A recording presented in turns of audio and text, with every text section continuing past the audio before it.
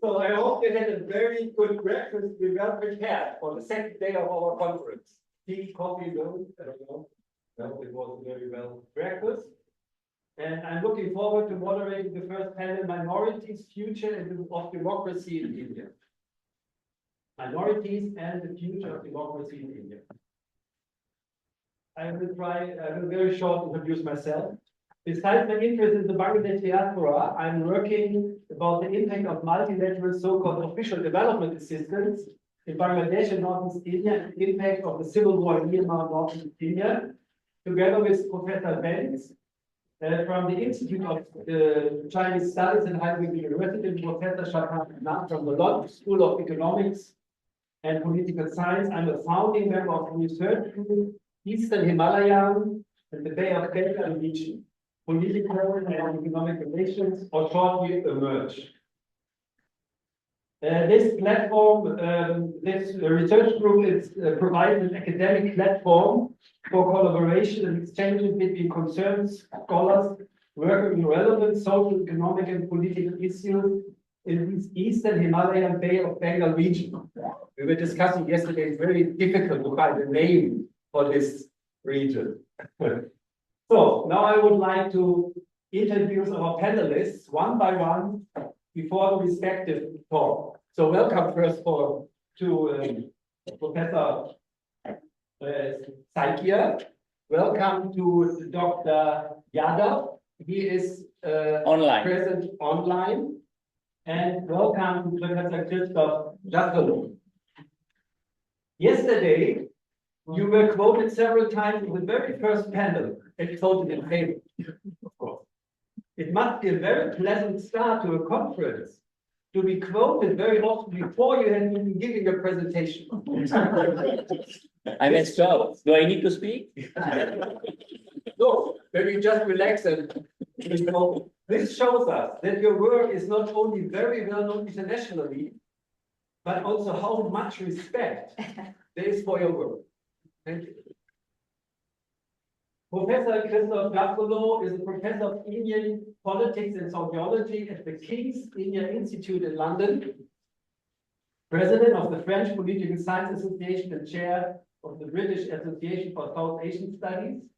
He worked as a non-resident fellow at the Carnegie Endowment for International Peace and is a permanent consultant at the Center for Policy Planning staff of the French Ministry of Foreign Affairs. And he has time to join our conference, although with a very intensive workload you are facing. Thank you very much.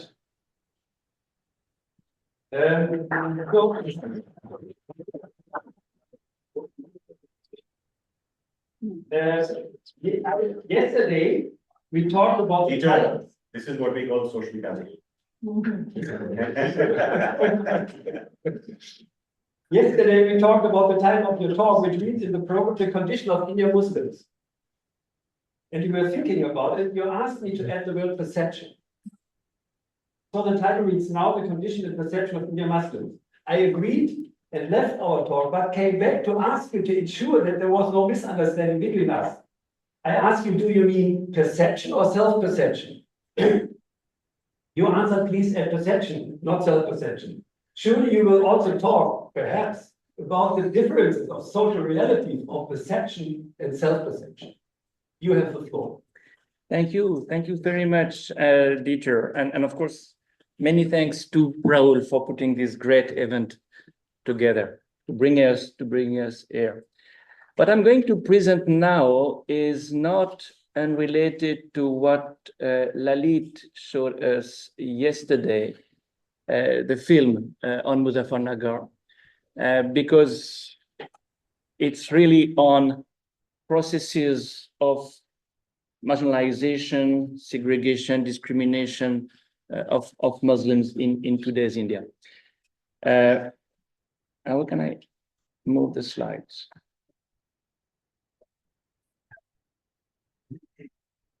Oh, okay. So what I'm going to present briefly, I'll try to compress everything in 15 minutes, is in fact the product of a collective endeavor.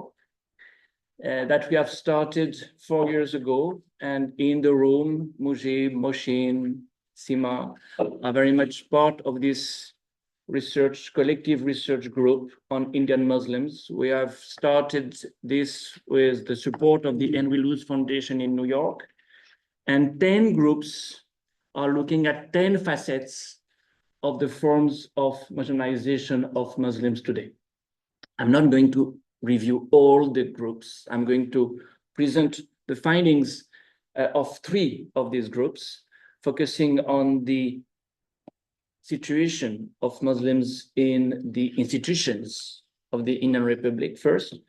Then I'll have a look at the socioeconomic decline of Muslims. Third, the education question. And I've had to add the perception question, because 10 days ago, another key players of this group, Hilal Ahmed, has sent me the results of the survey we commissioned to CSDS Lokniti on how are Muslims perceived by non-Muslims. That was a survey that was organized along with the NES, the National Election Survey that CSDS does every 5 years. And I thought it would be great to share with you the findings, some of the findings of this survey. So yes, it's about the perception of Muslims by Hindus. It's also about the perception of their leaders by Muslims. And I hope that I'll have enough time to present this in a very short span of time. But let me first, well, say things about the Muslim situation in the Indian institutions. And here, I think the way we did yesterday, by the way, we need to not focus on the present day situation only, but historicize it somewhat. Because yesterday we said, well, it's not as if Indian democracy had always been great. It has never been always great. And in the particular case of Muslims, you see it very clearly. If you look at the representation of Muslims among IAS officers, you see that, well, they never got more than 8% of the positions, and that was a peak. Most of the time they had much less. And in fact, if you look at this, it's even more significant. You have something like 11% of Muslims in India in the 1981 census, something like 14.5% of Muslims in the 2011 census, and you never had more than a handful of Muslim IAS officers. So the ideas of Indian democracy had never given them their due share. And it's even more significant if you look at the IPS officers. And here it's interesting because the line at the top shows what is the share of Muslims in the Indian population, and the bar, the orange bar, is the percentage of Muslims among the IPS officers without Jammu and Kashmir, because in Jammu and Kashmir, of course, you have to have Muslim IPS officers. And again, we are at 2.5% maximum. And it helps to understand what Lalit showed yesterday also. If you have no Muslim in the police, how can the Muslims be treated properly by the police? Of course, this is something rather well known among another institution that is key to the Indian Republic, the parliament. Muslims have always been underrepresented, but they peaked in 1980 when you had 11% of Muslims in the Indian population, you had 9% of Muslims in the Lok Sabha. Not bad. And since then, it is constantly decreasing. And we are, as you know, today with 4.4% of Muslims among the Lok Sabha MPs, which is, of course, 10 percentage points less than what they are in the population. And it's only because of non-BJP parties, because as you all know also, there is zero NDA, not only BJP, NDA Muslim MP. The fact that BJP takes over made a big change in the Lok Sabha, even more in some of the assemblies. Look at the UP assemblies. Constantly, the percentage of Muslims had increased between the 90s and the 2000s. And when BJP won in 2017, the drop was by 10 percentage points. It's really because of BJP that we have so few Muslim MLAs in a place like Uttar Pradesh, where, by the way, Muslims are 1/4 of the population. The judiciary has never made any special effort for promoting Muslims either. If you look at the appointment in the Supreme Court, there are ups and downs, of course, but always very few justices being Muslim. Let's shift now to the socioeconomic condition. We are using, and I say we even more forcefully than before, because this work is primarily the work of Kalai Arasan, who is a great scholar based in MIDS in Chennai, and he worked at the Indian Human Development Survey, the All India Debt and Investment Survey, and the Public Labor Force Survey. By the way, these are the sources we use, some of them very updated. Data is a problem in India today. It's a big problem. NSS is not doing what it used to do. We are waiting for the next IHDS, Indian Human Development Survey. It will come, it will be a gold mine. We have to fall back on the 2011, 2012 figures. And very often you have to fall back on the 2011 census. So we are in 2024 and we keep talking about data that are 14 years old. There's no way out. But still, it gives you some interesting indication. One of them is this, and I mentioned Kalai Arasan's name here. If you go by the All India Investment and Debt Survey, you see that the per capita wealth of Muslims certainly has increased, but not at the speed of the Hindus. And this is something that has to do with access to jobs. Muslims are not part of the salariat. The salaried people are mostly Hindus. And again, it's interesting to have the bar. And you see, you have 6.75% of employees in the public sector of India who are Muslims when they are 14.5%. So they are underrepresented in the PSUs, well, public sector at large, by half. This is something that the Sachar Committee report had already shown us. These are the data of the Sachar Committee report. And the Sachar Committee report showed that in the public sector, look at this arrow, you had only 7% of Muslims. Where are they? On account workers, they are on their own. They are in the informal sector. They are not part of the salariat, and especially not part of the public jobs. The government jobs are not for Muslims. The result is, of course, that you have this, when you look at the regular salaried people, the gap between Hindus and Muslims is so big that it explains why you find them among the self-employed, the informal sector. We know what they do. They are the artisans, they are the mechanics, they are the darzis, they are the weavers. The result is, and I will add one information here, that you have Muslims lagging behind the others in terms of per capita wealth, but if you distinguish by caste, if you disaggregate the Muslim community by caste, it makes hardly any difference. And this is in stark contrast with what you see on the Hindu side. Hindu upper caste are there. Muslim upper caste are there. Muslim OBCs, and among OBCs you have Dalits, are only just a little bit less affluent than the Muslim upper caste.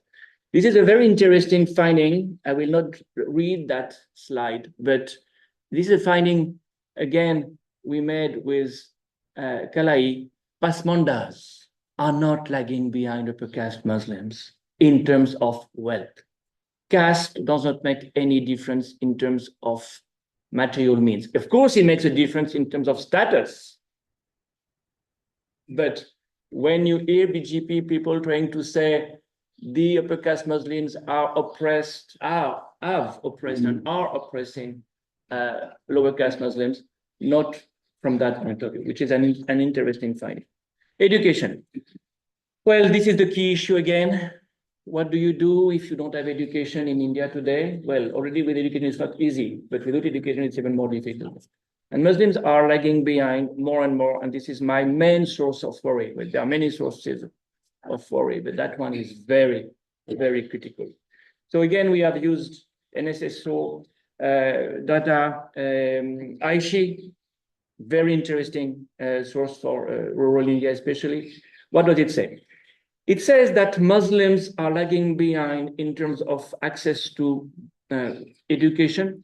If you look at the percentage of graduates, you see that the number of graduates on the Hindu side increases more quickly than on the Muslim side. And if you disaggregate this time, not in terms of caste, but in terms of region, you see something very interesting and very disturbing. Uttar Pradesh is now a different world for Muslims compared to Kerala. And I would like to draw your attention to only one figure, because this is too rich for a short presentation like mine today.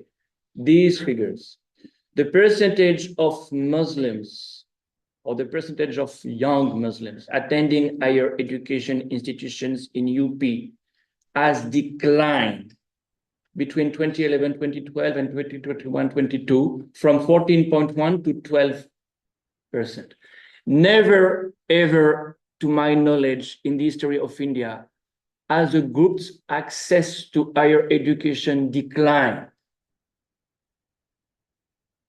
And why they do that, why they don't go to the university anymore, is something you can understand only if you do ethnographic research. Now, this is exactly why in this group, we are doing this kind of data processing, but we also go to the field and see why.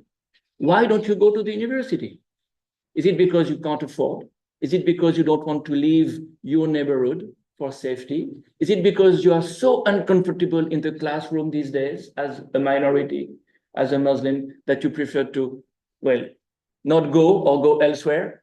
But this is something we'll scrutinize more. If you see less and less Muslims becoming graduates, where will you get the elite people who will represent you in the public sphere? Who will be the role models? Where will be the future? So that's for education. Let me turn briefly now to, because I know I have very little time. Yeah. Perception, very quickly. So we have this very, very great survey. You know, the CSDS does it admirably always. March 28th, April 8th, they have interviewed 10,000 people in 400 polling stations across 100 assembly constituencies. What does it say? Well, let me check. Yeah, I will have to skip some of this data because the chair will be upset, and I don't want to upset Dieter at all. Muslims are as patriotic as any Indian. 26% of Hindus consider that, no, 1/4 of Hindus do not consider that Muslims are as patriotic as others. What we will do now is to disaggregate this data and look at how is it in the north, how is it in the south. And you will see more than 26% in the north and in the west, which is already a very large figure. 2, this is the same story.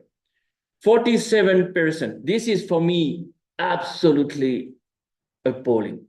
47% of the voters indicate that Muslims are unnecessarily pampered. You know, you could say that in 1985 after the Shabani case.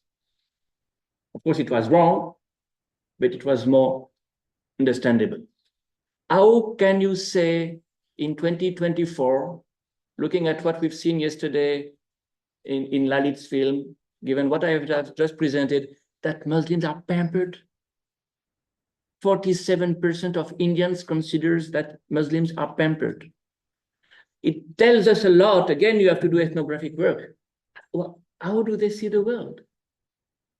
How can they imagine that those who are constantly under attack are pampered? So what is the psychological, intellectual mechanism behind this kind of response? This is something we will try to understand better. Of course, as a result, Hindus consider that there is no need for quotas for Muslims because they are pampered already. So why should they get reservations? Now, how do Muslims feel? Of course, they feel unsafe. 43% of Muslims consider that they are treated unfairly. And again, if you disaggregate regionally, for sure, you'll have more in the north and the west and much less in the south. Now, the question was, do you feel as much safe as others in India? 43% said no, and 11% said not safe at all. That was not the question, but that's the response they gave. So we have to add one column in this, and you have now 54% of Muslims who consider that they are not safe in their own country in comparison to other citizens, a majority of Muslims. Last slides. How do Muslims look at their leaders? And here is clearly an interesting self-perception problem that needs to be pointed out. The absence of serious and committed leaders is a problem for half of the Indian Muslims, 50%. And of course, it goes with the education problem. It is related. What next? Just two quick words. The Uniform Civil Code is probably the next bone of contention that will be coming. Will it come at the national level? Will it come state by state? It will come. You know, there is not much left on the BJP agenda. You know, they've had the temple, they've had Article 370 removed. If you want to milk the cow, quote unquote, more and more, you have more temples to be rebuilt, and you have more states with a Uniform Civil Code. And Uttarakhand has shown the way, others will follow. This is something the Muslims are very fearful about, and for good reasons. What's left for us, the next step for us will be to disaggregate according to regions, or according to urban rural. And I hope I'll be in a position to give a more complete picture in that vein. And I would like to end with something that takes us back to the electoral scene, sorry. 8% of Muslims voted for the BJP in the 2024 elections. It is the average figure, 6, 7, 8%. And you can explain that because Bohras and Pujars and Shias also support BJP in Maharashtra, Gujarat, Lucknow. 38% of Muslims voted for Congress, 27% for Congress allies. What is the result? What does it say? It says that mobilization or polarization results in counter-polarization. And when 92% of Muslims of Uttar Pradesh vote for non-BJP parties, it's quite tough for BJP not to lose votes, not to lose seats, sorry. When 73% of Muslims voted for Mamta in West Bengal, when you have 35% of the population that is Muslim, you see counter-polarization working in favor of the opposition and in disfavor of BJP. And I would like to end on this not, so negative note, therefore. Well, counter-polarization plus OBC vote, if there is the caste census as the main bone of contention in the coming month, well, that may help the table to be turned in the electoral process. But beyond the electoral process, and that's my last slide, we have to look at the society at large. The politics is one thing. Power may shift again, but what about society? That's a question we asked ourselves yesterday. Yes, Congress may be back. Will the vigilantes go if Congress is back? Similarly here, yes, BJP may go. What if there is no scholarship for Muslims, no education for Muslims, no space? I've not touched upon this ghettoization question, but it goes together with that. So, as political scientist, I keep repeating, don't be too obsessed with the political scene only. Look at the larger picture, because it's a societal issue. It's not only a political issue. And that's why, by the way, the last line of my first book in '96 already. Look at the song Parivar. Don't look at PGP only. Sorry, Dieter, I've been a bit too long. No, thank you very much for your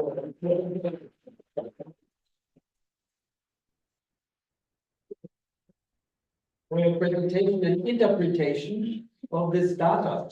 Yeah, so that is the hard facts and data, although they're real database, but we will describe. But Yasmin, would it be better for you to speak from there because the owl is there? Okay. Yeah. Then I think Yogendra will also be. Yeah, I think you can't hear. Nobody can hear online. Thank You're you. too far Oh, from the thank you so mic. much. That's the demos.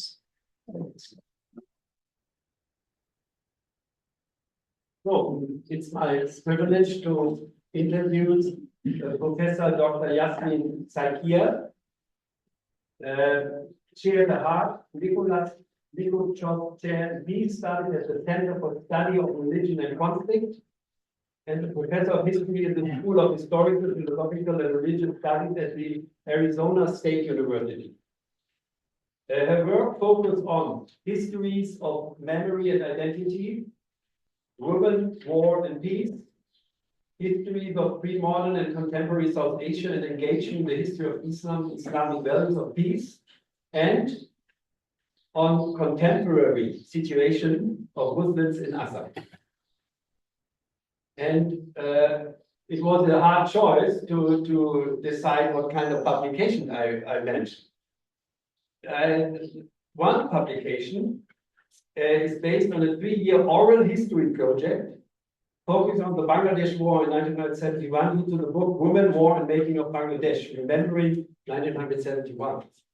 In which she examines how women experience post-colonial nation building and tell in fractured narratives the story of violence and also sexual violence hidden in the official histories of South Asia. Secondly, we were talking yesterday about your trilogy, which you have edited together with your husband, and a very warm welcome to Chet Heinz. And both of you have edited 3 volumes. The first one, Women and Peace in the Islamic World, was released in 2015. The second part, In People's Peace, Prospects for a Human Future, was released in 2019. And the third volume, On Othering, Processes and Politics of Unpeace, published by the University of British Columbia Press, was released this year. So what a nice project that a couple is publishing, editing a trilogy. Thank you very much. Thank you so much. This is So, amazing. now we will listen to your talk about recolonization, reading the Hindu-Muslim experiences in contemporary Assam. You have the floor. Thank you. Thank you, Dee. Thank you, Rahul, and the organizers of this conference. Yesterday was a very vibrant discussion from multiple different areas. My own work as a historian keeps going back to history, and I know you all appreciate it, but it looks like I'm a historian among political scientists here. So I hope this will make sense. This is a very small slice of work that I want to share with you today. I have been thinking about the question of Muslims in Assam for over many decades, actually, but haven't been able to do serious history because nothing really exists there is no evidential material to go back to and construct a history of the Muslim community in Assam. So it is family stories, it is political discourse, it is newspaper reports, and fieldwork, like an anthropologist, to find out. So my work now is really questioning how are these communities being created and given even the title or label called minority, and the construction of majority in the process. And this fiction, what do we do with this fiction of history in Assam, and how to think beyond it if it is possible. So this will take a long, I think it'll be my life journey to figure it out, because ultimately I'm trying to figure out my own story as a Muslim of Assam. In his book, The End of History, Francis Fukuyama argues that Western liberal democracy is the ultimate ideological achievement for humanity. However, identity politics have been resurgent, posing a significant challenge for democracies globally, particularly evident in India. I draw on Malik Ben Nabi's theory of colonializability and Albert Memmi's on the impact of colonialism to explore the recolonialization of Assam and the dehumanization of Muslims. I argue that the weaponization of history and identity by Hindutva politics invading Assam from outside should be combated with identity and history generated from within, which connects rather than divides, celebrates cultural heterogeneity, and embraces plurality. My presentation has three parts: the past, the present, and the future. In probing the past in the first part, I focus on the impact of British colonial representation, leading to a narrow and restricted Assamese identity, further accentuated in the Assam movement of the 1980s. The rupture that occurred then transformed Muslims into peripheral people in their own homeland. The second part explores the divisions of the present fragmenting of Muslims into multiple inimical groups. I read the election of Gaurav Gogoi as an effort to defy the divisions and repair relationship between the Hindus and Muslims in Upper Assam. The formidable challenge for Muslims and Hindus, however, remains in lower or Western Assam to some extent. In conclusion, I argue that the current form of electoral democracy is too simplistic in approach to the complex socio-historical issues in Assam, and offer some suggestions in which historical scholarship and activism can impact a future envisioning beyond the current poisonous knowledge of hating the other. The past. Dr. John Wade, who accompanied Captain Welsh on the first mission to Assam in 1792, wrote an account of Assam in which he presents the rulers as Ahoms who came from Upper Burma. I wrote my first two books on the Ahoms. However, after 1838, Assam's ties with Southeast Asia were severed and Indianization followed, centering the Assamese community in this transformation. The historical literature preceding British colonialism does not mention the Assamese, yet the dominance of this group is established. In colonial literature, the Assamese are portrayed as, quote, stupid, barbaric, lazy, and warlike people, but the place is appreciated for the potential of trade and commerce. Even today in Assam, the Adanis and Ambanis have made it the playground, while the people are manipulated to become what the current government wants them to be. Returning to history again, one should know that the first history of Assam was written by a colonial administrator named Edward Gate in 1921.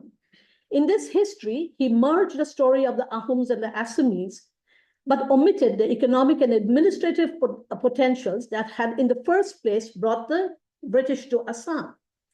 But he did not found the Assamese community. The Assamese community was actually the work of the local scholars like Holiram Dhekial Khukon and Gunabhiram Borua, who devised a narrative of Brahmanical presence in Assam, integrating the Ahom and Aryan legacies shaping the Assamese. This fictional history has never been challenged. Along with making up an Assamese community, administrative power shifted from Upper Assam, which was the Ahom stronghold, to Kamrup and Guwahati in Lower Assam or Western Assam. The newly emerging Assamese middle class working with the colonials affected this change. Anandaram Borua in 1880 wrote a book called Ancient Geography of Assam, in which he linked British Assam with the sacred geography of Aryavarta through selective Puranic readings. Since then, Assam has become part of the Hindu imaginary with different degrees of acceptance and rejection. S.K. Bhuyan, the most well-known Assamese historian of the 20th century, exhibited his colonial learning well. Expanding on Gate's history, he converted Ahoms into the founders of the Assamese. Lachit Borphukan, an Ahom general, became in Bhuya's narrative the singular hero who defeated the Mughals. Today, the BJP celebrates Lachit as a Shivaji of Assam. The Directorate of Historical and Antiquarian Studies, founded in 1904 and headed by Bhuyan, further cemented the constructed identity of Assam's deep link in Hindu supremacy. By the way, Bhuyan, I'm criticizing, is my grandfather's closest friend. By 1931, the label Ahom was dropped from official records, leaving only the British administrators and the Assamese subjects. The Muslims were rendered into a minority community and made invisible. The absent history of Muslims made them victims of new constructions and negative discussions. Gopinath Bordoloi, the first chief minister of the Congress in Assam, saw the Bengali-speaking Muslims as the biggest threat to the Assamese Hindus. So he actively campaigned for delinking Sylhet and removing Bangla-speaking Muslims from Assam. Successive Congress governments discussed the Muslim question, creating an eerie visibility of a community that they wanted to disappear. To some extent, they succeeded, but not totally, because every election during the first few years of the post-colonial India showed a strong trust between the Bengali-speaking and the Assamese-speaking Muslims. The Assam movement of the 1980s changed this, and since then, the Muslims have been divided, becoming more distant to one another, and the Muslims and the Hindus have become alienated. Since the Assam movement is well known to Indianists, I won't labor on this. All I want to say here is that the movement, besides entrenching the Assamese Hindus, it also created a category of Muslims called the Mias. And yesterday, Aman talked extensively about the Mias. The Mia is the most despised community today, although almost everyone in Assam recognizes that they are the backbone of the agricultural economy. It would suffice to emphasize here that the label Mia that the Mias did not sneak into Assam, as has been made by Bishwa Sarma, the chief minister, or Amit Shah, who calls them infiltrators. The East Bengali Muslims came to Assam encouraged by the colonial government to increase Assam's food production for oil and the tea laborers, because they had come searching for economic ventures, as I told earlier, because the Assamese cultivators could not meet the demand of the colonials. Now we come to the present. The theoretical crisis in Assam involves not only interrogating the extreme fear and hatred against Mia Muslims, but also questioning the Assamese Hindus about their self-perception of leadership, although to me, they appear to be colonized by the powerful in Nagpur and Delhi. To comprehend the impact of colonization of the Hindus in Assam, Memi's concept of the analogous relationship between the colonizer and the colonized is insightful. The Hindutva agenda of reshaping the Assamese Hindus, merging them with Hindus across India, is a new phenomenon. Temples dedicated to Ram, Balaji, and Hanuman, previously absent in the Assamese Hindu pantheon, have proliferated. Worshipping the Brahmaputra River, the celebrating of Ganesh Chaturthi, Karwa Chauth, and Chhat Puja that I cannot even pronounce are now new additions. The renowned Kamakhya temple in Guwahati is undergoing major shifts, much to the dismay of the local pundits.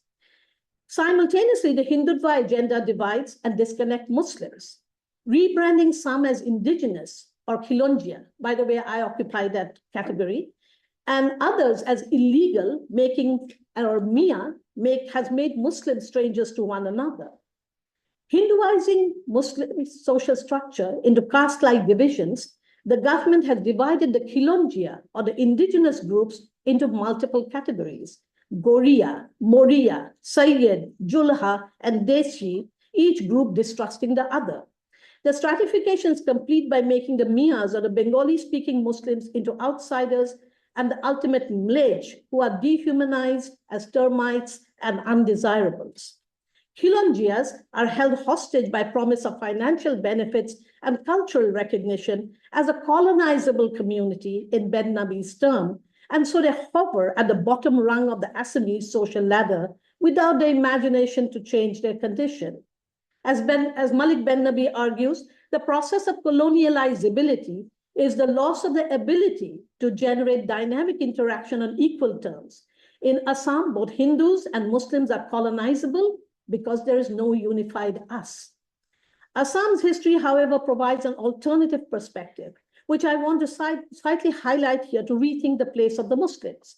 Let me provide two examples from the Burunjis, the pre-colonial documents of the Ahoms. In 1661, after the Mughals' conquest of the Ahom capital, King Yadav Sinha appointed Sultan Goria, a Muslim, as his envoy to negotiate a peace treaty. Sultan Goria was not the sole Muslim official under Yadav Sinha. Several Muslims held prominent positions and were memorialized through copper plates, land grants, marriages to noble women, and distinctive titles. My father's family, elevated to nobility during Yadav Sinha's reign, still holds such a copper plate. Nearly a century later, during Rajeshwar Sinha's reign, 1751 to 1770, the inclusion of Muslims in the Ahom administration persisted. The Burunjis note that 7 Muslim families were invited to enhance the arts and crafts and were settled in the capital of Rangpur, present-day Sibsagar. My mother's family descended from the masters of the royal wardrobe. Farmud Ali, a revolutionary imprisoned in Andaman's cellular jail in 1857, hailed from this family. And so did Bahadur Gaubura, another Muslim prisoner in cellular jail, was a family of the royal engravers of the Ahom kings. The integrated Muslims of the Ahom kingdom confused the Mughals, and they said that they're indistinguishable from the other communities and had nothing in common with the other Muslims from North India. Yet today, Muslims of Assam are excluded from Assam's history, portrayed as invaders coming along with the Mughals. Bishwa Sarma is particularly vocal about this exclusion. Recently, following the inclusion of the election of Gaurav Gogoi from Jorhat and Rakibul Hussain from Dhubri, Sharma publicly declared Muslims is a communal community, labeled labeled the Congress a Muslim party, and warned that the BJP and nationalist Muslims must challenge these developments or Assam would be washed away. His rhetoric exemplifies the colonized Hindu mindset, unable to see Muslims as having the right to assert their agency and choose their elected representatives. He is also indifferent to the history that presents Muslim as integral to Assam. Instead, he expresses alarm about the invading Muslims threatening to sweep away the people and the place. Beyond the election, the portrayal of Muslims cast them as love jihadis who are allegedly stealing Hindu girls, perpetuating the invasive image. Muslims are collectively depicted as baby machines proliferating uncontrollably. By othering Muslims, Bishwa Sarma and his supporters believe that they're saving Assam, failing to recognize their own descent into colonialization. Can the subjugated Muslims speak and reclaim theirs and others' humanity? Do they have the capacity to envision democracy by creating an inclusive minority theory without degrading others? Ultimately, Khilonjia Muslims, like their Assamese Hindu counterparts, often repeat negative narratives imposed by their masters. They isolate themselves as privileged subgroups, desperate for recognition as an Assamese community. Organizations like the Khilonjia Muslim Porishad, Sodo Oham Goria Moria Deshi Porishad, Sodo Oham Goria Porishad, among others, and leaders like Sayyid Wasbir Hussain, Naqibuzzaman, Sayyid Awal Momin, advocate for removing Mias. In personal interviews, I heard strong support of the 2019 CAA and the NRC, believing that once Mias are removed from Assam, Muslims can reclaim their Assamese identity. But can the Muslims become Assamese after the colonial and post-colonial onslaught on their humanity? Are the recent electoral changes sufficient to reorganize Assam as a democratic, inclusive society? So now the future, in short. The future does not belong to the defined colonized or the absolute master, but to the ones who acknowledge and respect differences while maintaining a shared humanity. This embodies the fundamental promise of democracy. Reflecting on Ben Nabi's concepts of colonializability and uncolonializability, I propose an alternative theory of emphasizing that embraces difference and practices of equality, focusing on the process rather than a fixed framework. To be democratic and uncolonizable is about recognizing one's equality with others and interacting with others on equal terms, which is the foundation for building solidarity rather than power. This may seem idealistic, but as Ben Nabi illustrates to the example of Muslim Spain, there are historical instances of this concept in practice. Uncolonializability demonstrates the possibility of engaging with equal partners without a single ego dominating the interaction. This work cannot be done by the people who have been pushed into becoming and inhabiting the space of a minority, but by the people who claim that they are the primary citizens of Assam because they own the past and are the driving forces of history in the future as the majority community. Recognizing those who have been minoritized and otherized as equal human beings can communicate a very different way of being, coexisting separately and parallelly. Democracy will only be achievable when the minority's susceptibility to being colonized is not assumed and when the majority is uncolonizable. In Indian Assam, this is an aspirational hope. Hope is the beginning of change, as Noam Chomsky reminds us that even Harsh Mandarji had said yesterday. The outcome of 2024 election had generated an alternative audacity of hope. Of course, neither the BJP nor the Hindutva forces are fading away in Assam, but in electing Gaurav Gogoi from Jorhat, I see an assertion in Upper Assam sending a message of resistance to the dictates of Guwahati and reconnecting people to a shared concern for improving relationship for the future. It shifts from the rupture of BJP's trauma to the recovery of a community. To strengthen the people's efforts, it is crucial to revive the historical intimacies between Hindus and Muslims. Supporting academics and public figures, not politicians, who highlight the memory of coexistence is essential. I have worked with several individuals at a very local level in Assam who are interested in working for this. Trust building between Khilondias and Mia communities is urgent, but challenging, requiring the bridging of divide within the Mia community itself. The Mia community consists of three distinct groups: affluent urban Mias, rural educated Mias, and the largest group, the menial and agricultural workers. The class division between the Mia communities hinders formation of a unified collective. The upper classes between the Khilondia and Mias also do not have a common ground, and the religious concepts like Ummah and Islamic social justice may exacerbate tensions rather than build solidarity. The challenges is to unify various Muslim groups despite these divides. While a practical solution remains elusive, acknowledging the difficulty and persistently working towards building solidarities is essential. Academic institutions, study circles, media-savvy youths, writers, social influencers, and public intellectuals from both the Hindu and Muslim communities need to promote a message of hope and coexistence. Yesterday, Seema talked about the challenges about this. This approach can help create a different way of being that does not demonize the vulnerable or perpetuate mental colonization in Assam. Like the British sociologist Keith Tester, I would argue that a politics of action must be formed on ideas. To move forward, contemplation is not enough. The empowering knowledge of an inclusive people's history can undermine the inhospitality of the politics of othering. I am not privileging this history nostalgically. Rather, like Tester, I suggest that the uncolonized people's history can produce positive actions so that the world might be made to become something different, or at least experienced in different ways. Thank you.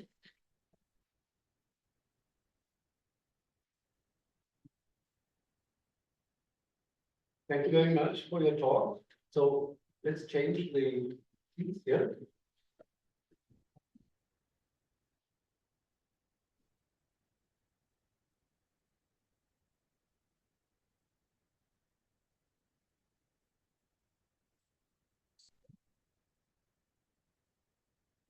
Before I would like to welcome and introduce the last speaker, Dr. Yogendra Yadav. Welcome. First, you get applause too, that you're present here. So thank you very much for joining us. Before I will introduce you, I forgot to inform you about a specific aspect. So the established chain of command mechanism, I received an order to inform you about our time schedule. So the time schedule is like this. At 11 o'clock after the coffee break, there will be a second panel. And we got freedom to use this time as we like. So the longer we speak, the less time you will have to consume tea and coffee. So it's your decision, and the decision of the panelists. So Dr. Yogendra Yadav is an Indian activist, a pseudologist and politician. As a pseudologist, you are studying the patterns of elections using past voting figures and the percentage public opinion polls and other data collections. And we have had a small email exchange in the morning about your bio, and you said, leave all kind of formal affiliations. I will do it except one. You have been more than 10 years a senior fellow at the Center for Study of Development, for the study of development countries. Developing societies. Societies, sorry. So you was the founding president of the Swaraj India. That is a small sentence, but how much work, how much patience and energy is necessary to be the founding president of Swaraj India is very impressive. Currently, you are the national convener of Bharat Jodo Abhiyan, a platform of civil society organizations committed to constitutional values and democratic institutions.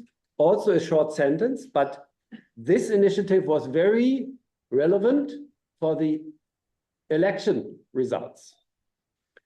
I read in an elder article published in the Economic Times last year, several civil society groups joined hands to support India Alliance candidates in upcoming polls. I quote, at the National Convention for Democracy, Secularism and Social Justice, organized by Bharat Jodo Abhiyan and Confederation of Indian Communists and Democratic Socialists, Swaraj India leader Yogendra Yadav said they will focus on 100 to 150 seats where the opposition candidates have been losing with narrow margins and help in augmenting votes for them.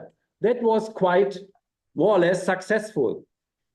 And I think this is very impressive work you has established. And so now we are looking forward to your talk about the Indian general elections of 2024, implications for the future of Indian democracy. So you have the floor. Thank you, Professor Reinhardt. Am I audible? Yes. Wonderful. And I have what, 15 minutes or 20? 20 minutes. What are the odd? 20 minutes, lovely. In which case, I can set myself an alarm. Yeah. Thank you very much.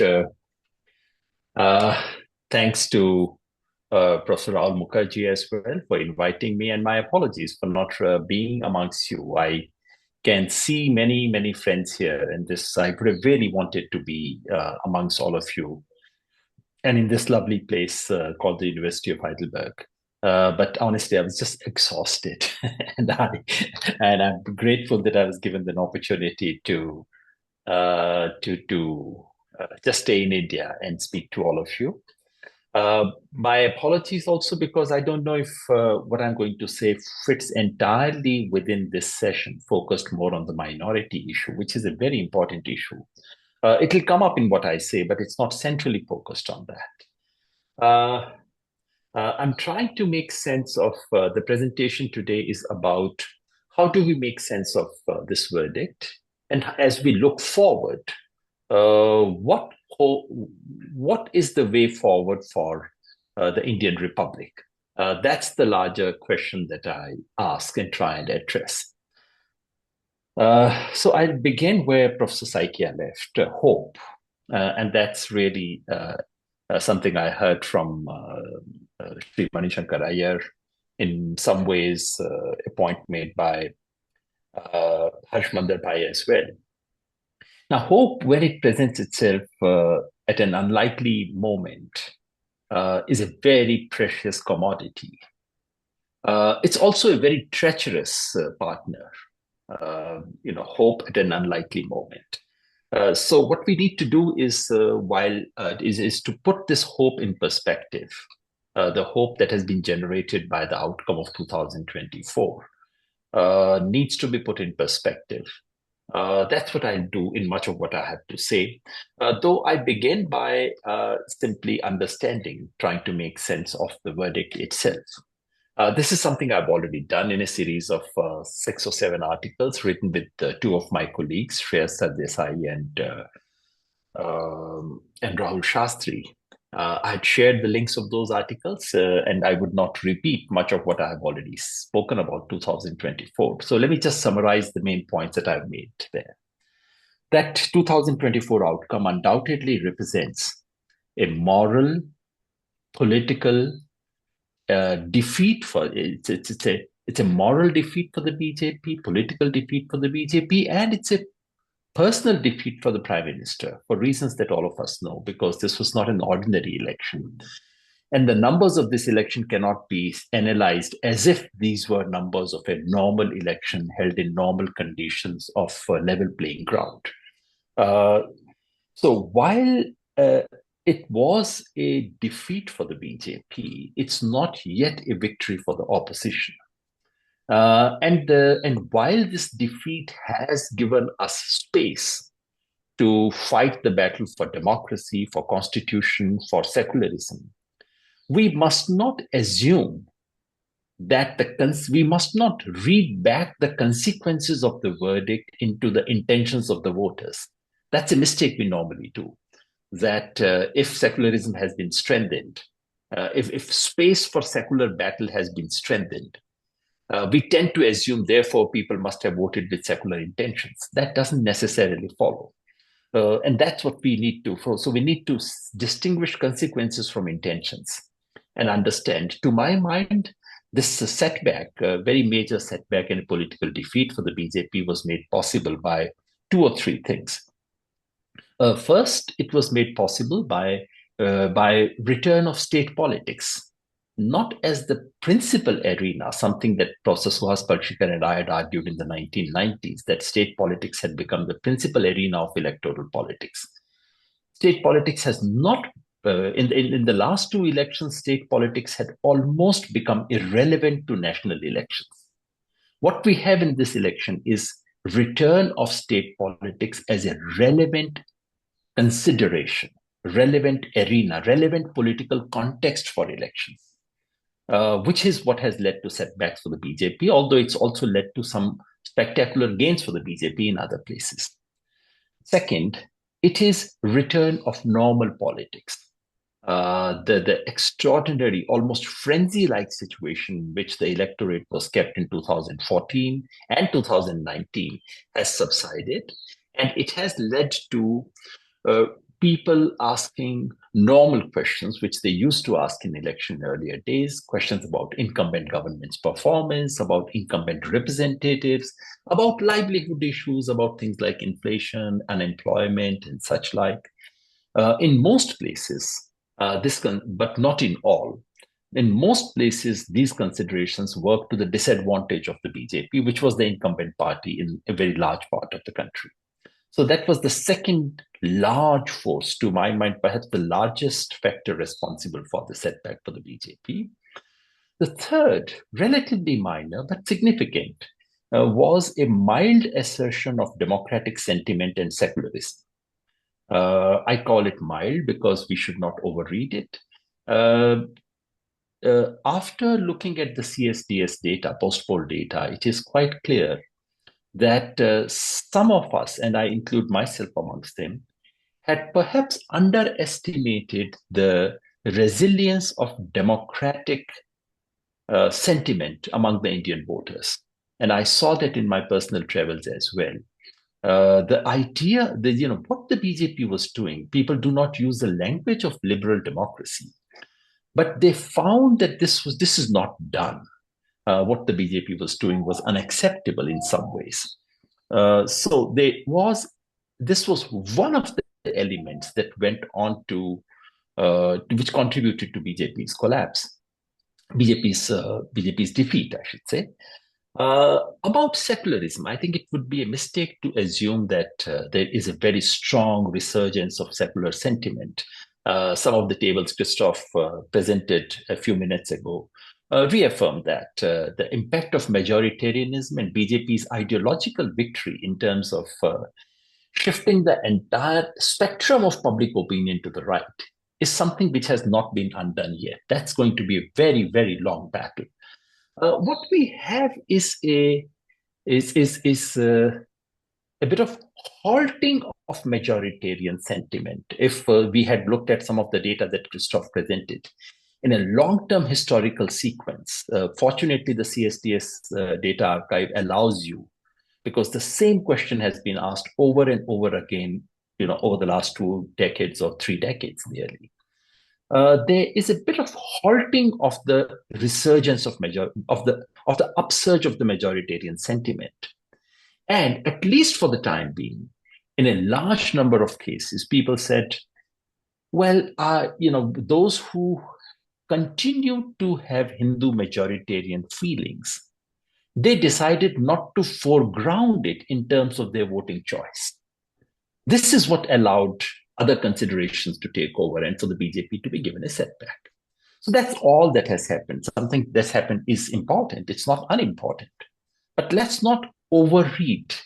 Let's not overread the electoral victory. So what we have really is a foothold. We have a foothold to fight back, to do something, to recover the constitution, to reclaim the republic, as I would say. So having summarized what I've said, and if you want to look at the evidence of what I've said, you could go back to those 7 articles which have these detailed tables and everything on, making the case for the points that I've stated so far. But let me now step back and ask a bigger question. What does it mean in terms of the future of Indian Republic?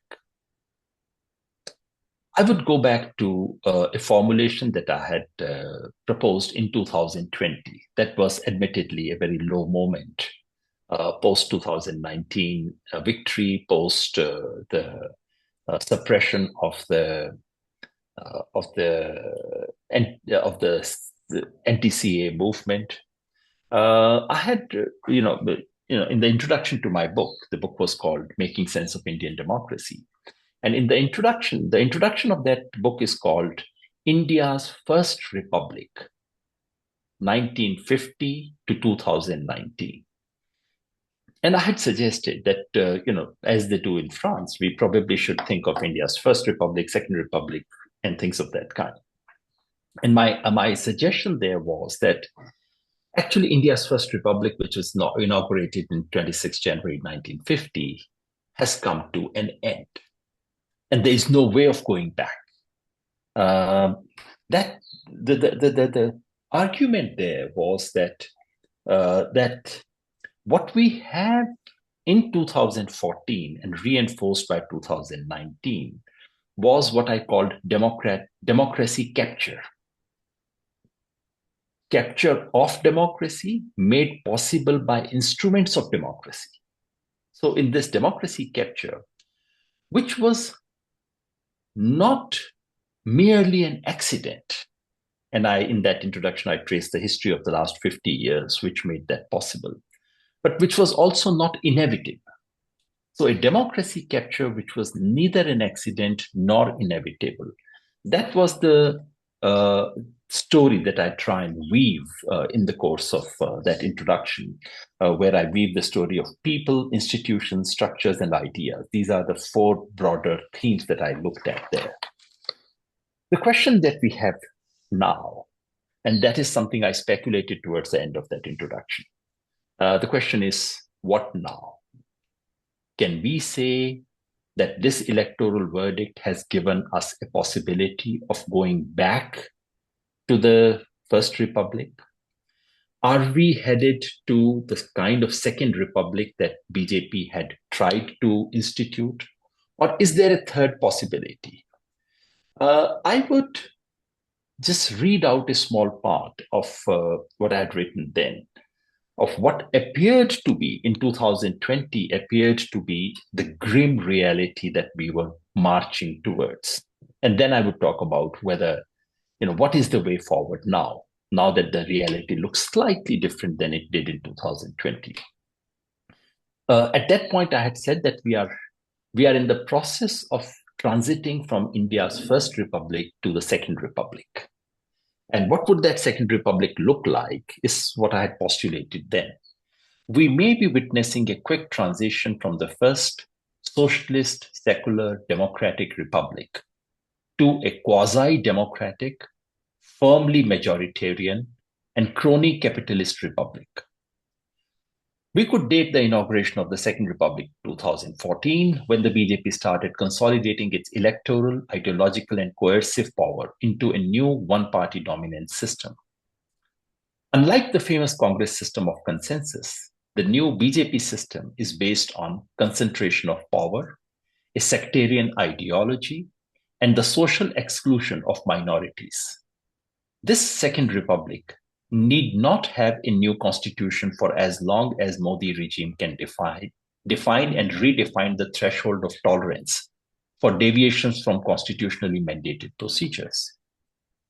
The constitutional form of parliamentary democracy may remain untinkered with, yet for all practical purposes, India could become a Latin American-style presidential democracy, where the supreme leader draws power from the people and is answerable only to them.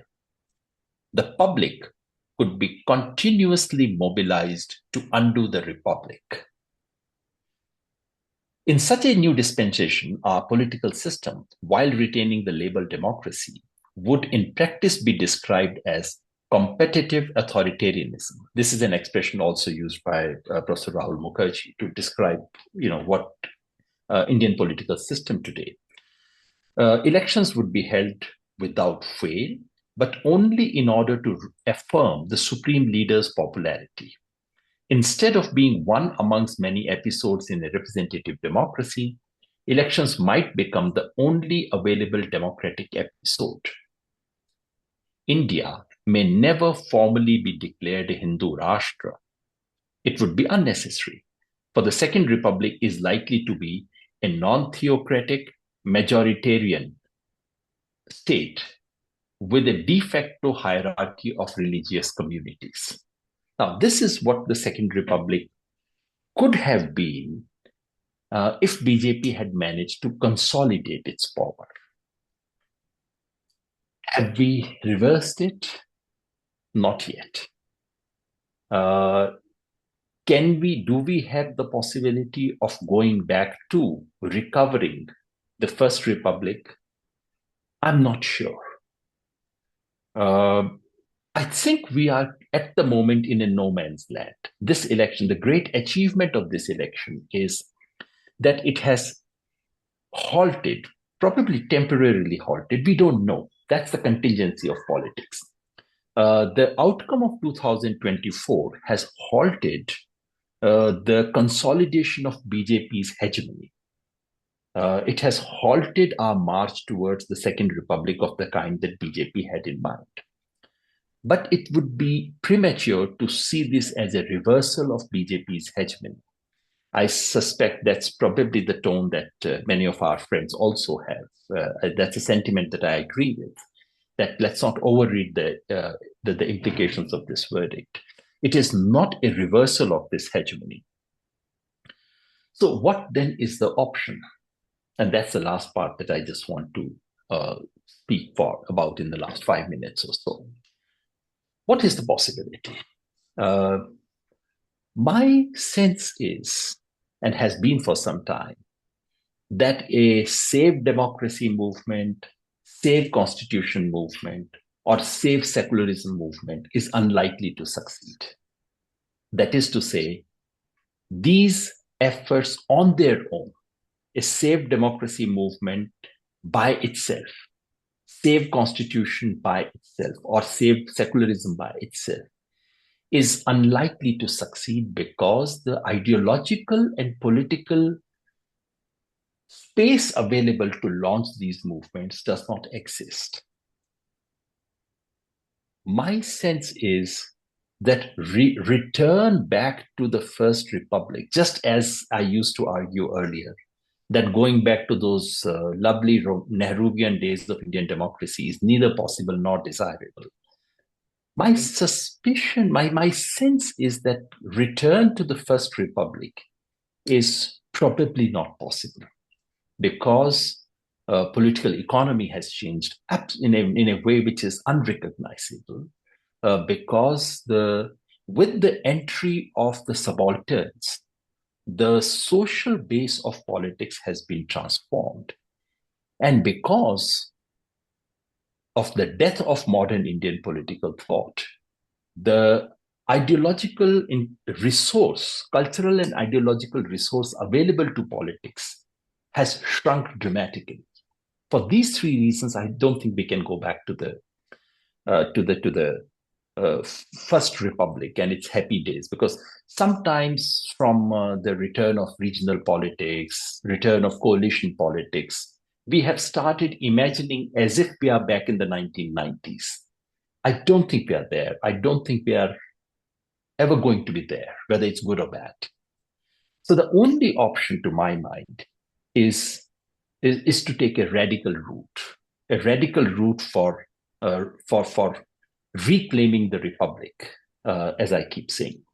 This reclaiming the republic will, of course, be about reclaiming. Would of course be about saving democracy, about constitution, about secularism, etc. But it will have to take a radical social path. In other words, the politics of saving democratic constitutional India will have to be combined with a politics of caste and class-based mobilization, of a more, I would not call it left variety, but certainly a more radical variety of resistance politics based on caste and class. Let me specify three different components of what it would take to imagine a politics of reclaiming the republic or reconstituting a new second republic.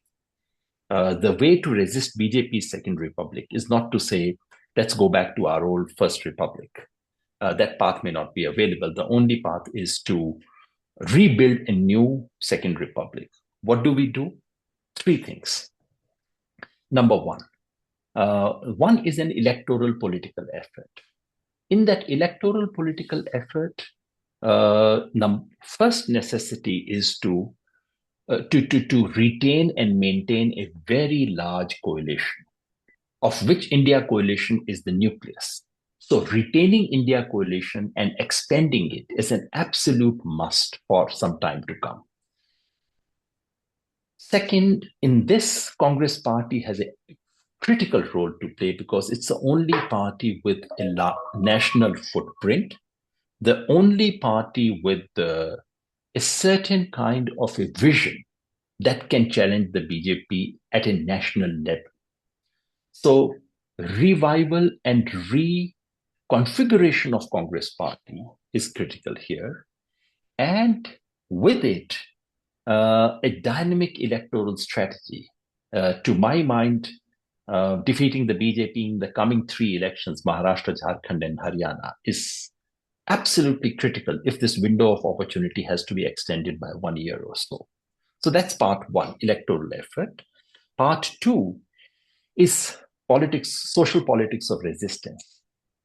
Building a political block of the bottom of the social pyramid is the strategy. In the class politics, interestingly, I suspect, in fact, I want to, in a sense, almost write an article one day about reminding my Marxist friends of the idea of class conflict. In fact, class-based mobilization and pushing a politics which is vociferously anti-cronism is possible. But just as late 1960s and early 70s had provided the possibility of a leftward turn, that kind of possibility has suddenly opened up in Indian politics.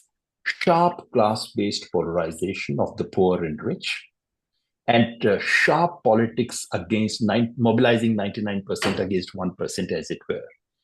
And similarly, also a caste-based mobilization, which is not to say simple jati-based mobilization, but things like caste census, things like SC, ST, OBC reservations, constitutional limits, and so on. Basically mobilizing the lower orders of society against the onslaught of BJP-style politics is a must. So that's my second part and the last, and I know I've overshot my time by 1 minute. The last part is ideational politics, which is underestimated. I think people like me, people like us, must admit that we have lost a cultural ideological battle, and we must recover it. We must also admit that we do not have sufficient cultural resources to fight this battle. We must admit that we have ourselves given away some of the key resources, nationalism, cultural heritage, and even Hindu religion have been given away to BJP to distort and play with any which way we like. Recovery of some of these cultural resources is going to be an absolute must. And that long-term politics must begin now that we have a breather, now that we have a window. I call it politics of Swadharma of India. We must, to combat the BJP, to combat the RSS vision, and to win this battle of ideas back, we need to reimagine what it means to be an Indian, and to recover the notion of what I call Swadharma, India's own Swadharma, and reposition it in that ideological battle. This is what I think needs to be done now that we have a breathing space, now that we have a foothold, now that we have a window. To have this window is a great thing, as long as we realize it's just a window. Thank you.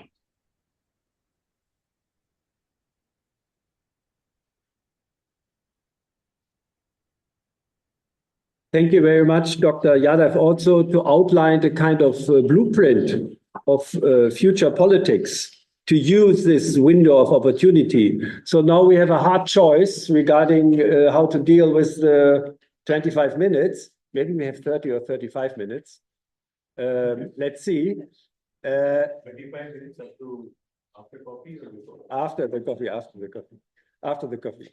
So my idea is, my proposal, that we are first focusing on the first two talks, and then in the second half to come to the talk of Dr. Yadav, if you agree. So we have maximum 8 minutes for the first two talks to Q&A, and more 8 minutes, 9 minutes. Incredible. This talk was so full of content and questions. So that's it.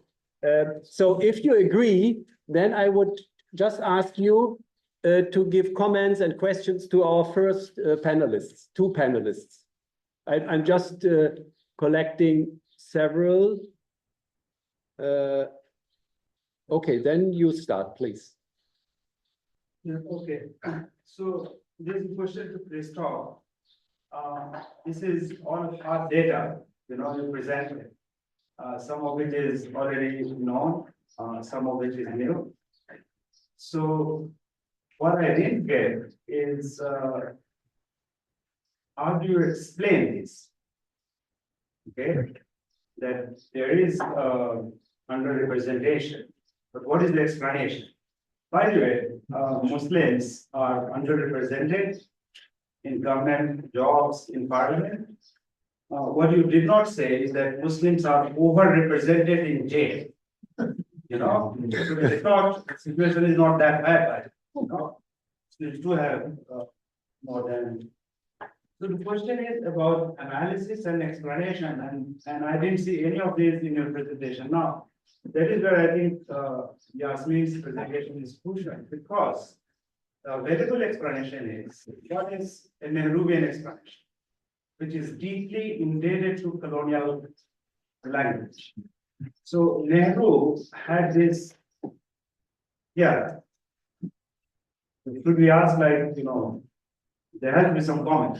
So Nehruvian explanation is that Muslims lack modernization, and therefore they did not take to Western education, and therefore they are underrepresented and so on. What we do not see is the following, that when it comes to explanation of underrepresentation of OBCs or Adivasis, this modernization language is never used. It is assumed that they have always been modern. It is only the Muslims who did not take to modernization. And this is itself a piece of colonial Orientalist archive. And let me say this, whether it is Gandhi or Nehru, their entire knowledge about Islam and Muslim is derived from this colonial Orientalist archive rather than the knowledge which Muslims themselves have produced. Okay? And therefore, I think Yasmin's question about decolonization is very important.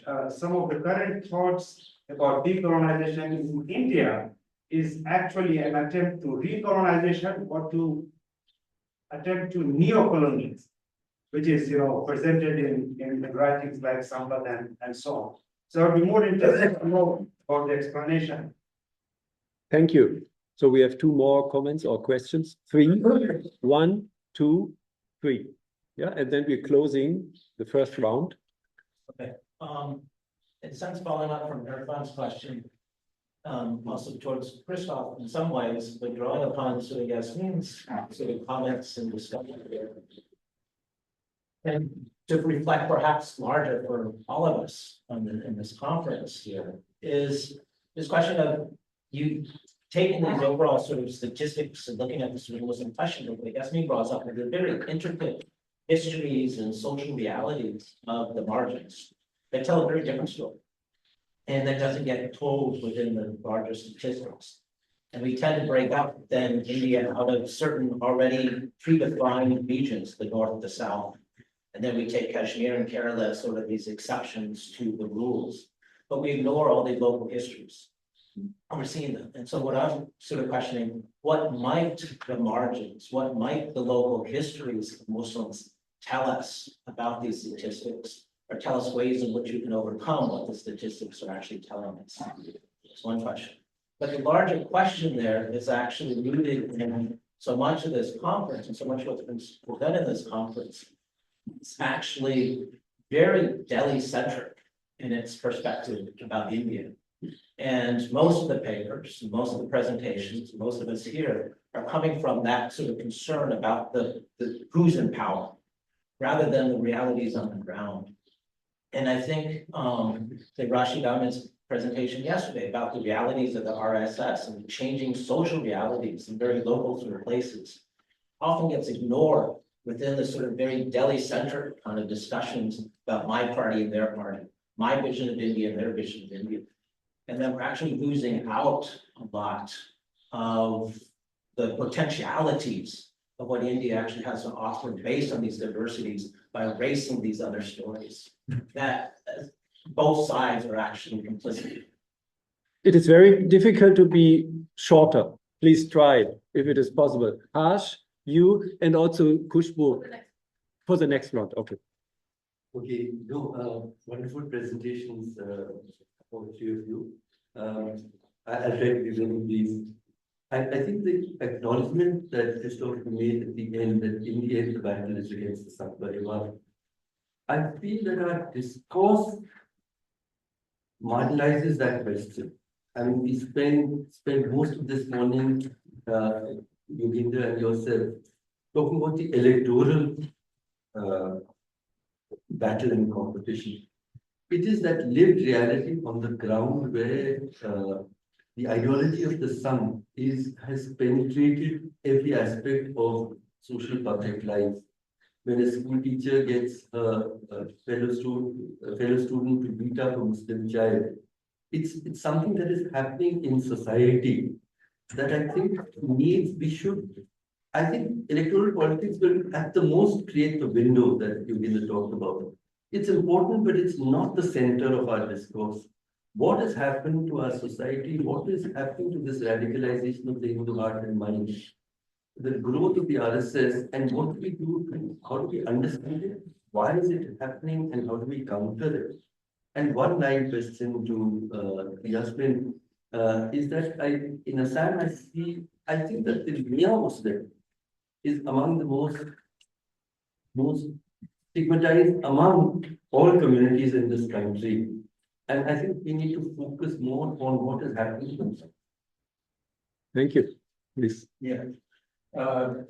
This is, first of all, thanks for such an extremely rich presentation from Jaffrelot, Saikia. This is in connection, just adding to the comment that Irfan made. This over-representation of Muslims in jails was something that first came to national attention during the time of the preparation of such a report. And if I remember correctly, Seema did a report on this in the Indian Express carried as a front page news. And such a report, the researcher did not want to pursue it further. Subsequently, I asked this question to some of the members of the such a committee. They said that the data was not reliable. I said, well, the data was not reliable. Tried for reliable data. But that didn't happen. But my sense is this, the direction to which Indian politics has taken, it is quite apparent that overrepresentation is going to happen more and more in coming years, even though the state is responding to Indian Muslims. And so that's where it is going. But the big question that drives, and which I would like to combine my concerns with Mr. Jaffrelot's presentation and also you again, looking at the contemporary political reality, which is, can it be possible for us to revive secular polity every day? There was an attempt in the last 70 years. There were some good experiences and bad experiences. And we are at such a crossroad where we see that such a possibility does not exist. It is in this context, my question is, or my comment would be with respect to Jaffrelot, to what extent this whole argument of underrepresentation could be stretched. No Muslims need to represent Muslims alone. My argument has been in my book, I've done that, is about that we have to rebuild the secular polity, which does not mean that the Muslims have to represent Muslims themselves. And now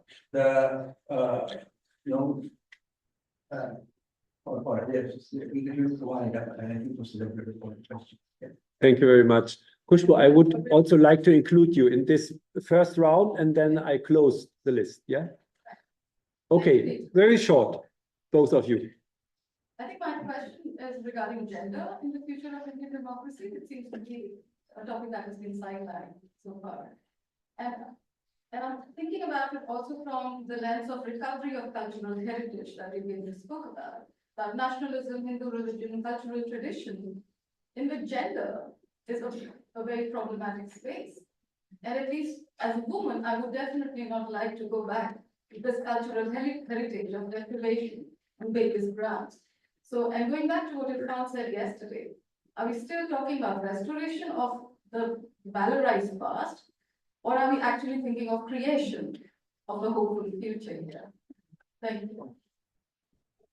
My question is, you mentioned about the thing that BJP has not been left to the agenda going by manifesto, and then connecting it to the fears that you spoke about, Muslim fears in India.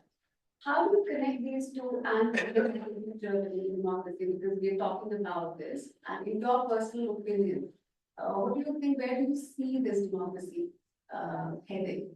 And my second question to Yogendra is, he's spoken about a very important cultural resurgence that he's talking about. But that's just a question. Can you listen? And it's loud enough. This last question. Dr. Yadav, you can hear us.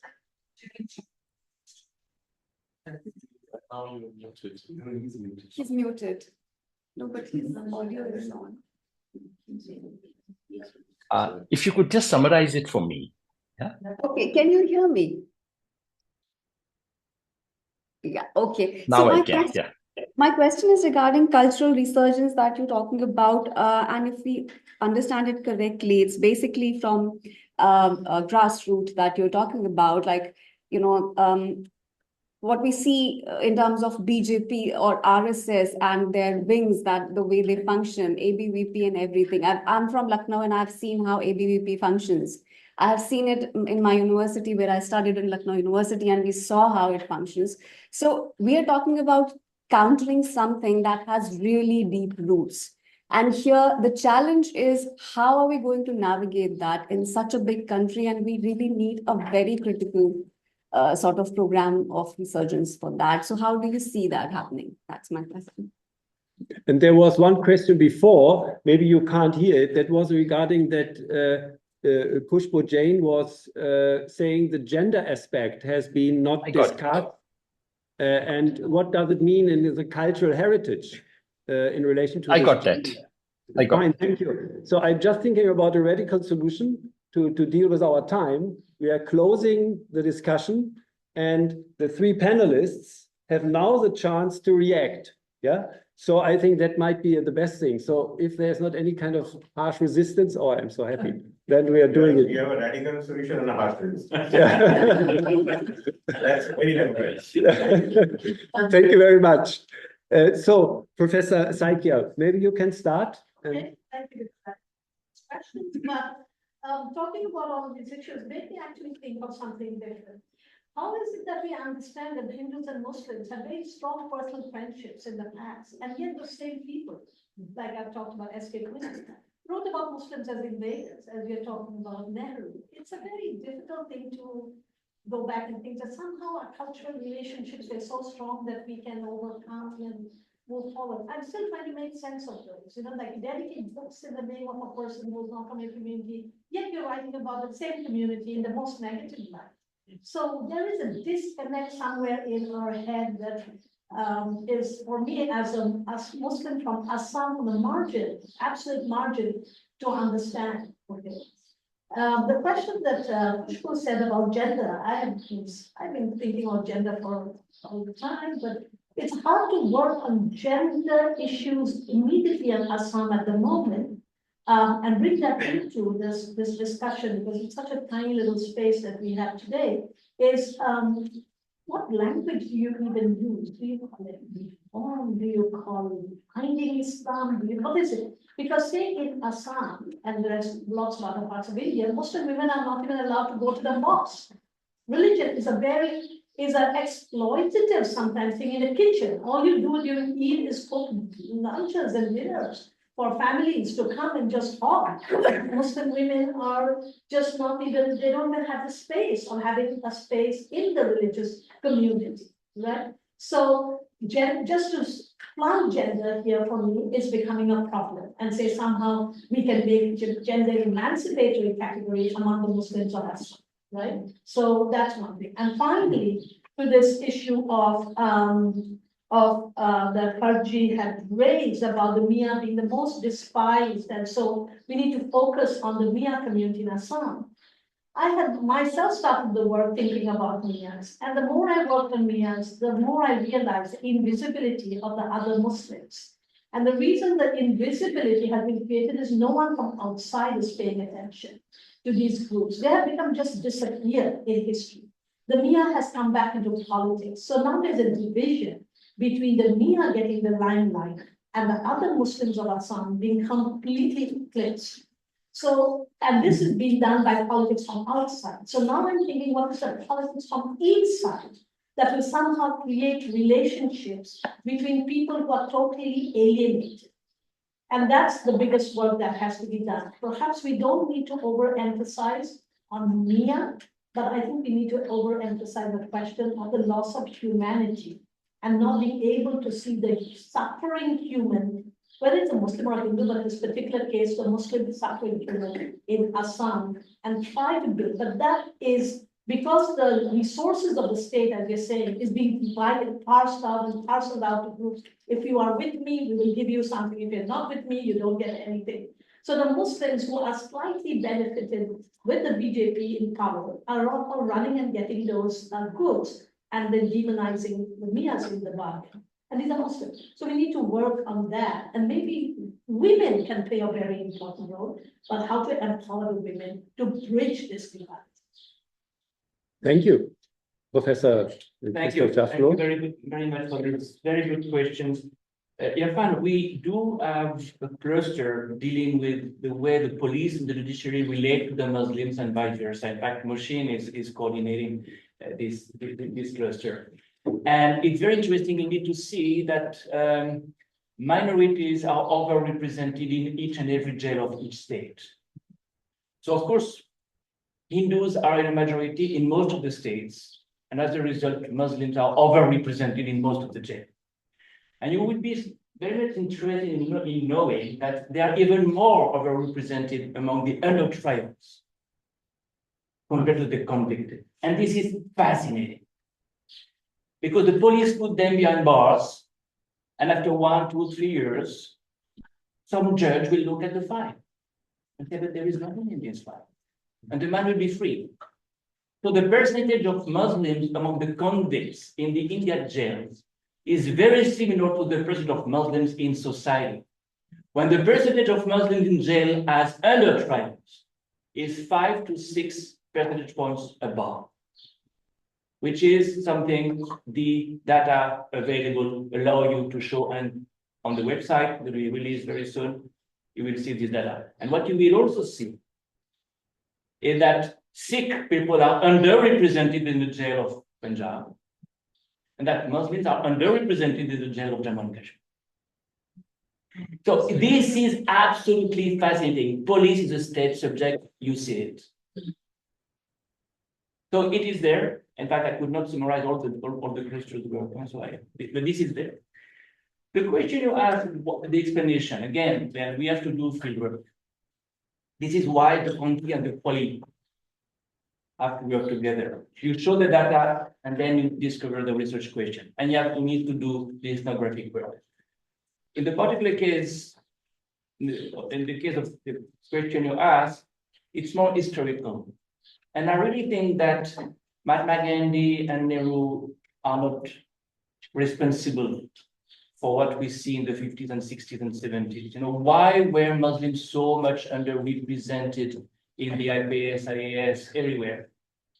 Well, at that time, first of all, you had partition decapitating a community, and two, the Vallabhbhai Patel, the Govind Bala Pant, chief ministers, Ravi Shankar Shukla, no, these were the people who resisted the Nehruvian agenda, and you can say the Gandhian agenda.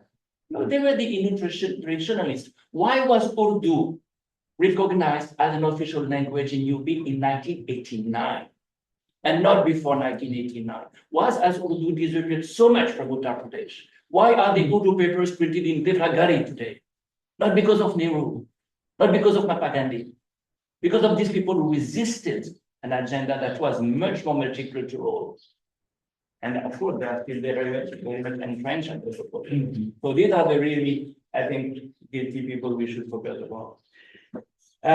This question of, I have to pick and choose, otherwise it will take us too far. Yes. But this question of, indeed, Delhi centrism, of course, we need to resist it. And we are not part of the Kanmarket gang at all. That's why we also look at the vigilantes at the grassroots level. Exactly what Khalid showed us yesterday. You know, this is the work we do. To understand why it is so deep-rooted, you have to do the local study. And that's inevitably what you do when you do ethnographic work. Ethnographic cannot be Delhi-centric. Ethnographic cannot be elite-oriented. You know, here I will anticipate on what Yogen may say, in fact. The narrative to counter this Hindutva narrative has to look at social issues. It has to be rooted, well, Yogendra says class and caste, I say caste and class. I think the echo of caste politics remains much more powerful. And it is because of Mandal that we saw Hindutva on the defensive, and Indudva was a response to Mandal, and we have a dialectic between Mandal politics, quota politics, caste politics, and Indudva politics for 40 years in India. I think the cycle that is probably finishing the Indudva cycle will be replaced by a cycle based on caste issues. Nothing better than the caste census question for making people rallying around one issue, the same way Mandal was an issue they rallied around. So this is the other narrative, the counter narrative in the wrong way. Do Muslims need to be represented by Muslims? Well, I do believe in mirror representation. Remember again, VP saying, why do we need reservations? Quotas are not a mass program. It's not for redistribution. You just create a very tiny elite group, but they are in the corridor of power. And if you have your people in the corridor of power, to whom you can speak because you know that they are from your group. It's true for the caste groups as well as the religious groups. Why is it so much easier when you're a Dalit to speak to a Dalit DM? Because he's the same pattern. So yes, ideally anybody could speak for the minority, but in practice, it's much easier when you have people of your own community. Two quick words. One on gender. There is a cluster on gender, and it's fascinating to look at the questions with the triple talaq, so yes, I can't elaborate on that, but it's definitely a key question. And Swati, you are asking about, in fact, a question Yogendra will respond to much more, I think, aptly than me. But yes, it's not to go back to history. We should not be nostalgic of something that was not that great anyway. But there are traditional resources in the Indian civilization that can be certainly used. Now, when you look at the way Hindus, Muslims, Sikh people, Christians interact in a dargah, when you look at this Indo-Islamic civilization, its legacy, you have resources for something that is universalistic without being Western and without being abstract. It's a culture. It's music, it's language, it's food, it's cuisine, it's architecture. This is I would say, the toolkit that can be used for making this society multicultural again, without being individualistic, without being liberal, without being Western. Because India had the recipe for what we call secularism. And secularism is a misnomer because it's multiculturalism, in fact. It's recognition of all religion. Secularized societies are different. We can stick to this word, but it's really the Indo-Islamic civilization that was there, multicultural, that can be used, rescued. And if you go to the plebeians, that's what you will find. That's why class and caste matter a lot, because when you are a Jat, you can be a Muslim Jat, a Sikh Jat, a Hindu Jat, and you'll be a plebeian somewhat, at least not English educated, and you will be cultivating this ethos that is now, as they say, 1,200 years old. Thank you. Please, Yogendra, Yadav, share some thoughts with us about all these questions, comments, discussions, remarks at the very end of our session. Please, you have the floor. Thank you very much. I will begin by supplementing what Harshmander Bhai said.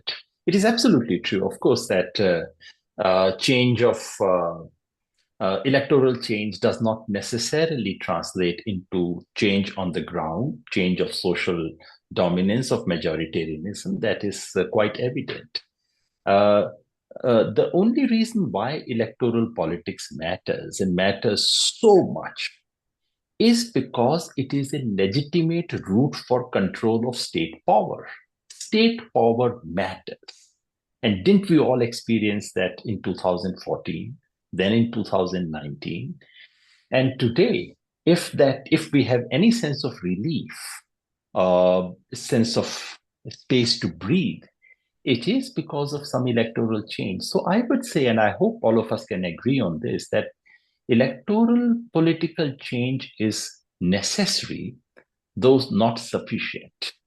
There was a time that I had started thinking as if electoral politics is now completely irrelevant to politics of social transformation, that we may have to go to a politics of resistance. Much of it could be underground. But one of the things that 2024 election has done is that it has reasserted the significance of elections, that electoral politics, for all its unevenness, for all its unfairness, continues to be a domain where a recovery is possible. I hope there's no difference on this.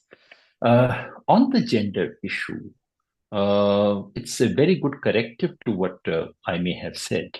So I would not say caste, class, or class, caste. That doesn't matter because both of them interact. I would not say caste, class, gender in one breath. And I mean, that would be easy. But I would think of gender as a dimension that cuts across caste and class. So when we get into details of trying to think of what kind of caste politics, then we would see gender as a dimension that touches, especially for class politics. I think politics of urban women, I think there is a hugely untapped potential of women's leadership, which has now come up from below, which no political force has utilized. Let us not forget that BJP has been more smart at tapping the fact that women are more autonomous voters today than they were 25, 30 years ago. The one party that has understood it is actually the BJP. So others have to really understand that. And when we think of electoral politics and the role of women, we have to come to terms with some of the agenda that would be women's agenda. I have been arguing for quite some time that progressive, radical, secular, left-wing, whatever, call them by any name, they have seriously underestimated the power of issues like liquor control, and anti-liquor movements, which continue to be among the top on women's agenda. The radicals don't like to touch it with a barge pole because they think it's a politically incorrect issue. But I think we need to engage with issues of that kind. Finally, to how do we navigate? I think we've already taken a very big step once we ask this question, that we are deep, so in a sense, I agree with what I think was Swati, who said that we're dealing with deeply entrenched beliefs. I think this realization itself is a very major first step, because most of us, and us here means liberal, secular, left, called progressive, call them by any name. In fact, we need to think of a name. And the fact that we don't have a name for this group itself is a comment on us today. They live under a very lazy assumption, as if Indian society has had a bout of insanity, from which they would recover very soon, and they would come back to the correct assumptions of liberalism, constitution, secularism, and so on. Or an equally lazy and fatal assumption that Indians were like this only, this had to come up sooner or later, it has come, there's nothing that we can do now. I think both of these are very, very lazy ways of looking at it. We must, I think we have to take history seriously to say everything that appears normal is historically constituted and can be reconstituted. So, number one, yes, this is not easy. Number two, yes, we have lost not merely an electoral battle, that we can win back, but we have also lost an ideological cultural battle. BJP RSS has been able to shift the entire ideological spectrum to its side. Reversing that is a very long-term challenge. And number three is a happy news, that we are not without resources. And the biggest reservoir that we have, which we have underutilized, is modern Indian political thought. political or social thought, call it by any name. Beginning with, say, someone like Raja Ram Mohan Roy, and ending with something like someone like Ram Manohar Lohia. Modern Indian political thought has a sudden death in the late 1960s and early 1970s. This reservoir, which had fed Indian public life, suddenly comes to an end. It dries up. But we still have that reservoir to go back to. And that provides us, so we don't need to go back to any Vedas or to any of the texts 500 years ago. This modern Indian thought is an attempt at carving an indigenous modernity. It is an attempt to filter our civilizational heritage through the prism of modern society and its requirement. So we would get much of the things, most of the debates that we have today, whether it's about a temple or about cow or about uniform civil code or about missionaries and conversion. 50 years ago, we had much better answer to these things than we have today. So we can go back to this. There's a huge reservoir waiting for us to tap into. But we can do so only if we are willing to accept the fact that you cannot turn your back to nationalism. Nationalism is a currency of politics. You cannot turn your back to civilizational cultural heritage of any society. You cannot turn your back to religion, all religions, including Hinduism. If you turn your back to all these three things, you would be empty-handed. You would be alone. You can do other things. You cannot do politics. You cannot do meaningful politics. Once we realize this, then we have resources, then we have a long thing to build. And that is where I think much of our energy should be invested. But thank you, as I said, just asking this question and realizing that this is a very serious question to be answered. We're not simply dealing with electoral setbacks. We are not only dealing with state power. We are dealing with accumulated burden of ideas, which need to be reversed, which can be reversed. That itself is a major, major step for us. Thank you.